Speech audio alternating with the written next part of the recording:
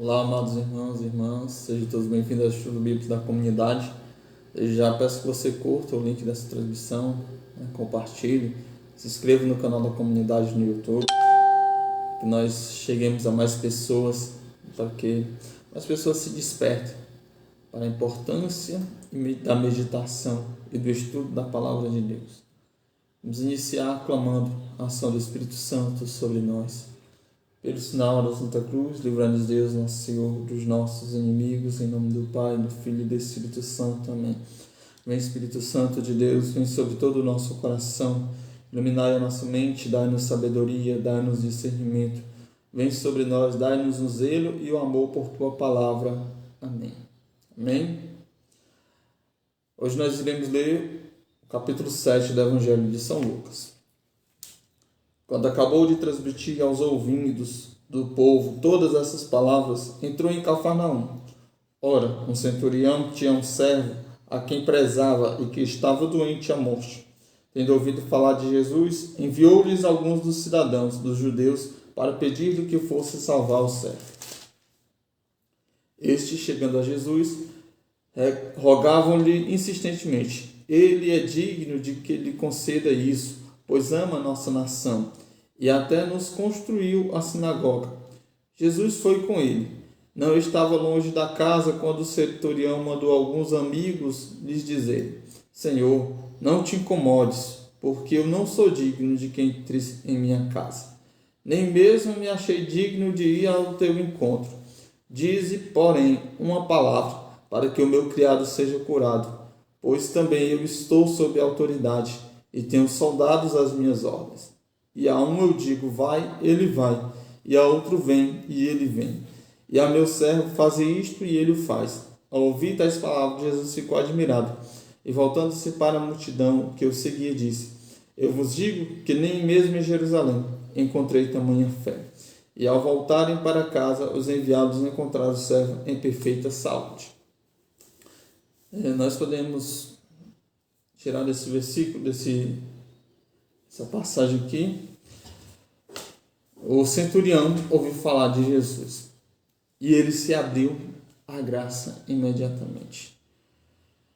Ele estava com um servo enfermo e pede que Jesus vá, que Jesus o cure. Jesus, atendendo o pedido daqueles judeus que consideravam aquele homem amigo da nação, até lhe construíram uma sinagoga, pede que Jesus vá até a casa dele. E Cornélio, tudo indica que seja o Cornélio mesmo do Atos dos Apóstolos, ele vai com muita fé. Não é porque ele não queria receber Jesus em casa, não. É porque ele sabe o tamanho da dignidade de Jesus e reconhece suas fraquezas. E diz uma frase, diz: Senhor, eu não sou digno de que entres em minha casa, mas é uma palavra, meu servo ficará curado. Essa frase que é repetida durante todas as missas, para provar a fé que aquele homem teve. E Jesus vai dizer que nem em Jerusalém, aquele povo que sempre escutou falar de Deus, não encontrou uma fé igual. Ele foi em seguida a uma cidade chamada Naim. Seus discípulos e numerosa multidão caminhavam com ele.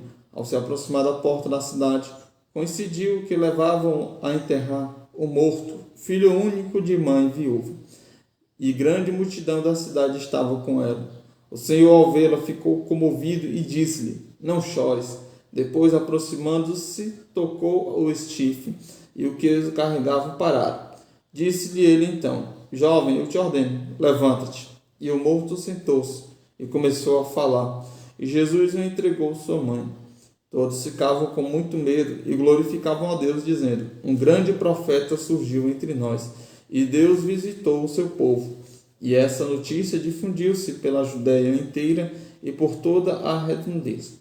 Jesus é aquele que se comove com as nossas necessidades, com as nossas dores. Aquela viúva, ela na passagem não cita que ela teria pedido a Jesus ou que até mesmo ela conhecia Jesus. Mas Jesus, ao ver o sofrimento daquela viúva, se compadece e ressuscita o seu Filho. Quando nós sofremos, o Senhor ele vem ao nosso encontro. Certo? Então, como é bom que os nossos sofrimentos, nós derramemos lágrimas diante do Senhor. Talvez o Senhor irá nos curar. Talvez não a cura física, talvez não a ressuscitação de um ente querido. Mas quando nós derramamos as nossas dores, as nossas lágrimas diante de Deus, Ele com certeza irá nos curar. Os discípulos de João informaram-se de tudo isso a João. Chamando 2 deles, enviou-lhes ao Senhor, perguntando: És tu aquele que há de vir, ou devemos esperar outro? Os homens, chegando junto dele, disseram: João Batista nos mandou perguntar: És aquele que há de vir, ou devemos esperar outro? Nesse momento, ele curou a muitos de doenças e de enfermidades e espíritos malignos, e restituiu à vista muitos cegos. Então lhe respondeu: Ide contar a João o que vedes e ouvis. Os cegos recuperam a vista, os coxos andam, os leprosos são purificados, os surdos ouvem e os mortos ressuscitam, e aos pobres é anunciado o Evangelho. E feliz aquele que não ficar escandalizado por causa de mim. Tendo partido e os enviado de João, Jesus começou a falar às multidões a respeito de João. Que foste ver no deserto? Um caniço agitado pelo vento?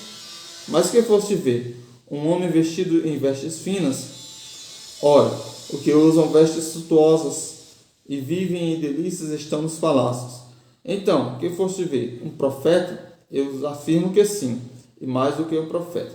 É dele que está escrito: Eis que envio o meu mensageiro à tua frente. Ele preparará o teu caminho diante de ti. Digo-vos que dentre os nascidos de mulher não há maior do que João, mas o menor no reino de Deus é maior do que ele. Todo o povo que ouviu e os próprios publicanos proclamavam a justiça de Deus, recebendo o batismo de João. Os fariseus e os legistas, porém, não querendo ser batizados por ele, aniquilaram para si próprio o desígnio de Deus. João é aquele que prepara um povo bem disposto para o Senhor. Só quem não foi batizado naquela época por João foi justamente aqueles que perseguem Jesus, os fariseus e os legistas, os doutores da lei. João Batista ele vai enviar 2 de seus discípulos para perguntar a Jesus se ele é aquele que há de vir, se ele é o Messias de fato, ou se devem esperar outro. João Batista, algumas pessoas dizem que ele acreditava, outras já dizem que ele não acreditava. Mas o que é para nós devemos tirar disso aqui? João Batista, ele, como o restante de Israel, o próprio Judas Iscariotes, eles esperavam o Messias que fosse um guerreiro, que libertasse Israel do jugo de Roma, que fosse um guerreiro que libertasse Israel. E quando Jesus vem todo humilde, eles começam a pensar: será que esse é o enviado de Deus?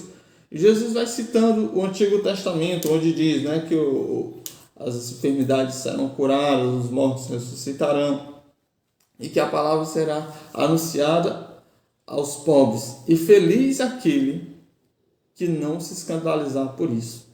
Aqueles que se escandalizaram com a humildade de Jesus são aqueles que se perdem. Mas aqueles que não se escandalizam são aqueles que se salvam. Então esse é o testemunho de Jesus para esses 2 discípulos de João, para que João possa compreender melhor e os próprios discípulos de João compreendam e deixem de seguir mais a João e comecem a seguir a Jesus.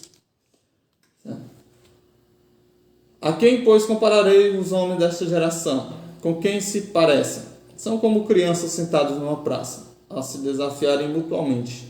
Nós nos tocamos flauta, mas não dançastes. Nós entoamos lamentações, mas não chorastes. Com efeito veio João, que não come pão e não bebe vinho, e dizeis: o demônio está nele. Veio o filho do homem, que come e bebe, e dizeis: eis aí um glutão e beberrão, amigo dos publicanos e pecadores. Mas a sabedoria é justificada por todos os seus filhos. Os homens daquela geração de Jesus, Eles não se conformavam nem com a vida de João, que era uma vida extremamente rígida, e nem com a de Jesus, porque achavam Jesus muito metido no meio do povo, né? Podemos assim dizer. E Jesus vai dizer que essa geração, né, também é a nossa, que não se conforma com nada, né? Nem se abre a Deus de uma maneira, nem se abre a Deus de outra maneira. E também vem nos ensinar algo importante, né?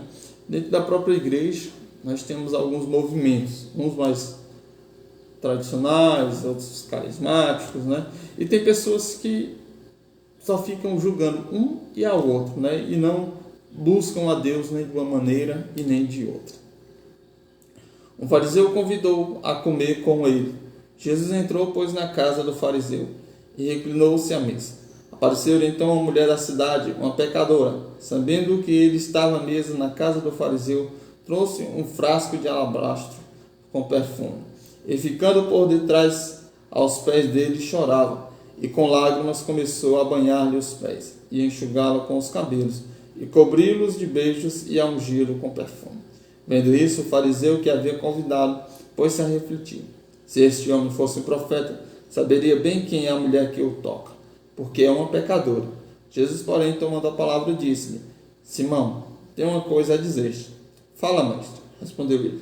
Um credor tinha 2 devedores. Um lhe devia 500 denários e o outro 50. Como não tinha com que pagar, perdoou a ambos. Qual dos dois amará mais? Simão respondeu: Suponho aquele a quem mais perdoou. Jesus lhe disse: Julgaste bem. E voltando-se para a mulher, disse a Simão: Vês esta mulher? Entrei em tua casa e não me derramastes água aos pés. Ela, ao contrário, regou meus pés com lágrimas e enxugou-os com os cabelos. Não me destes o ósculo, e ela, porém, desde que entrei, não parou de cobrir os pés de beijos. Não me derramaste o óleo na cabeça. Ela, ao invés, ungiu-me os pés com perfume. Por essa razão eu te digo, seus numerosos pecados lhe são perdoados, porque ela demonstrou muito amor. Mas aquele a quem pouco foi perdoado, mostra pouco amor. Em seguida disse a mulher: Teus pecados são perdoados. Logo os convívio começaram a refletir: Quem é este que até perdoa pecados? Ele, porém, disse à mulher: Tua fé te salvou. Vai em paz. Palavra da salvação. Glória a vós, Senhor. Aqui Jesus está falando da necessidade que nós temos de amarmos a Deus do fundo do nosso coração. Se nós amarmos a Deus com todas as nossas forças, com tudo aquilo que nós temos, a nossa multidão de pecados serão apagados, certo? Dependendo do amor que a gente tem por Deus. E Deus nos perdoa, embora nós sejamos tão pecadores. O Senhor nos perdoe, e cada vez que somos perdoados, nós devemos amar o Senhor cada vez mais com um sentimento de gratidão. Então não importa a quantidade de erros que nós cometemos, mas sim a quantidade de amor que nós colocamos, que nós temos. O fariseu aqui deveria ter menos pecados do que essa mulher, que ele até pensou, né? Se ele fosse um profeta, não deixar nessa mulher encostar nele, porque ele saberia a vida dessa mulher, que é muito pecadora, não pode nem chegar perto de ninguém para não torná-lo impuro. Então, aquele fariseu era menos pecador do que aquela mulher, porém ele amava menos. E quem foi justificado foi justamente a mulher, que tinha mais pecados, porém amou mais ao Senhor. E aquela mulher saiu de lá justificada, e Jesus vai dizer para ela: vai, tua fé te salvou. Que nós possamos amar ao Senhor esse ponto, dele olhar para nós e dizer: vai, tua fé te salvou, e mudarmos inteiramente de vida, né? Não é só porque nós amamos a Deus que devemos viver uma vida dissoluta no pecado, não. Que a partir que amamos a Deus, isso nos leva a uma conversão. Amém? Obrigado a vocês que nos acompanharam até aqui. Não deixe de curtir e compartilhar o link dessa transmissão. Que Deus nos abençoe e nos guarde, em nome do Pai, do Filho e do Espírito Santo. Amém.